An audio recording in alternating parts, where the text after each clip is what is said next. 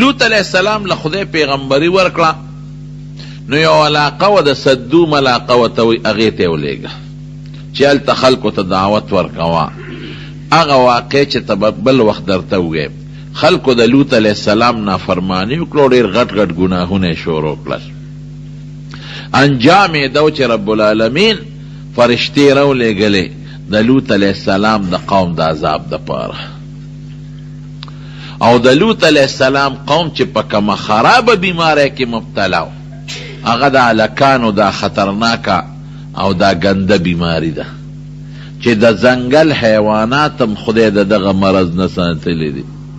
د ځنګل حیوانات هم دا ګناه نه کوي، او د دوی دا غټه بیماری و یو څو نور هم وي، خو یو پکې دا وه.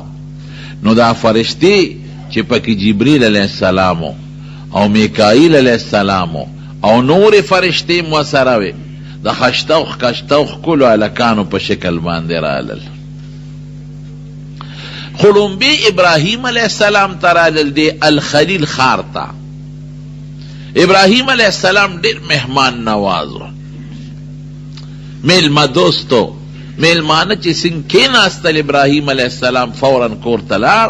ګورې زه نه ویم، قرآن شریف وایي فما لبثا ان جاء بعجل حنیز، فورا یې ولا یو سخي رویت که او هغه یې راوړو میلمنو ته یې مخې ته کېښه. رویت شوی سخي دی یې لال که او ولا یې رویت که او میلمنو ته یې کېښوده چې میلمانه هغې ګوتې نه وروړلې، هغه سخي له یې ګوتې ور نه وړلې. قرآن شریف کې الله فرمایي چې میلمنو ته یې کېښود او هغوی ګوتې یې ونړې، نو په زړه کې یاره راغله. ابراهیم علیه السلام ویرید، ځکه هغه زمانه کې چې به غلو غلا کوله او ډاکه به یې غورځوله، نو د چا خوراک به یې نه خوړه. د دې زمانې د غلو په شان نو چې په کور ورشي ډاکه مو غورځوي او د پرج نه وله ټول سامان راوالي، هغه مو خوري. پوستکی ورته وغورځوي، په هغه ځای سامان خوراک وخوري او بیا سامان یوسي. غله داسې نو لکه د اوسنۍ زمانې غله، غلی مهذبو. نو فلما رأى ایدیهم لا تصل، چې هغه لاسونه یې وکتل چې دې غوښې له خو نه ورځي، ما خو ته غوښه کېښوده، نو په اړه کې یاره راغله، او دا جوړ غله دي او دا رالل او په ما جوړ ډاکه غورځوي. رواج دا دی چې ګوتې نه وړي. چې ویارېد، نو فرشتې ورته وایي مه یارېږه، پام کوه چې ونه یارېږې، فکر ونه کې. انا رسول ربک، موږ ستا د رب استازي یو، فرشتې یو، خدای پاک را لېږلی یو، ستا د رب استازي یو، او د لوط علیه السلام قوم پسې لېږلی یو. زه د لوط علیه السلام قوم هلاکم.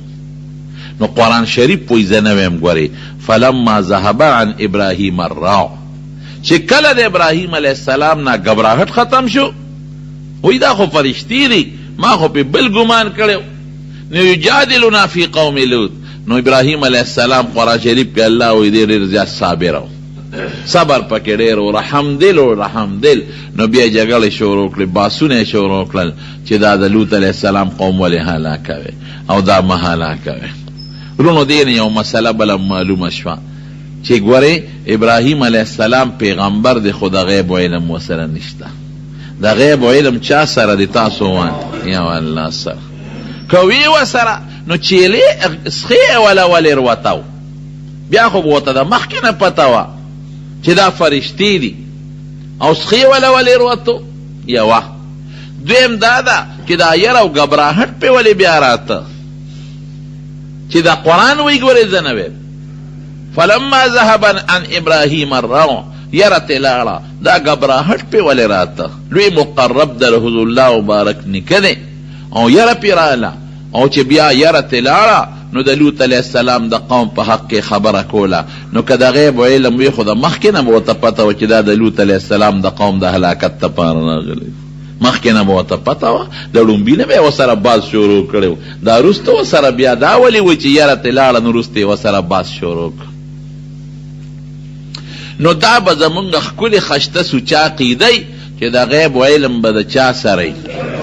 ګورې یاد ساتئ، د غیب و علم یو پیغمبر سره نشته، او نه مخلوق سره شته، دا د الله سره دی. د الله خاص صفتونه به مونږ بل چاله نه ثابتو، او که د خدای خاص صفتونه بل چاله ثابت کړ نو دې ته ګوره بیا خطرناکه ګناه ده، دې ته شرک ویل کېږي. الله دې امتیو ساتي. نو وی مونږ رسول ربک ستا د رب استازي یو. ګوره که ورته پته وه نو بیا ولې ورته د غیب علم وي نو خو ورته په هغې ته بیا ساجت و چې ورته وایي چې مونږ د رب استازي یو، بیا خو به ورته پته وه مونږ د رب استازي یو. انا ارسلنا الی قوم لوط، د لوط علیه السلام قوم پسې لېږلې شوي. نو باسونه یې وکړل او ورته وی ان فیها لوطا، وی زما ورواره چې پکې دی لوط، ځکه د الله قهر چې راشي خو وچو سره بیا لامدم سوځئ، هغې سره به څه کوو؟ وی مونږ ته اډر شوی دی ستا ورواره لوط علیه السلام او د هغه خاندان به بچ کو، یو ښځه به پاتې کېږي، بیبي به پاتې کېږي او باقي به بچ کو. او بیبي چې ده د قوم مرګرې ده، ابه پاتې کېږي په عذاب کې او ابه بچ کو.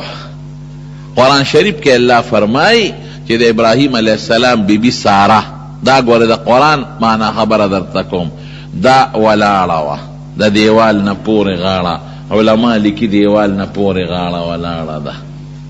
نو څه چل کوي د خدای شان ته ګوره، یو خوا دوی راغلي د عذاب د پاره او بل خوا د خوشحالۍ د پاره. هغې ښځې ته وایي وامرأته قائمه، بیبي ساره ولاړه ده. نو هغې له زیرې ورکوي، وی مبارک دی شه تاله به خدای بچی درکوي. فبشرناها باسحاق ومن وراء اسحاق یعقوب، زیرې وله مونږ ورکړه چې تاله به خدای بچی درکوي، د هغه نوم به اسحاقي، او د اسحاق نه پس به د هغه بل بچی پیدا کېږي، د هغه نوم به یعقوبي. ګوره خدای پاک دلته یو څو خبرو ته اشاره وکړه په دې ایت کریمه کې.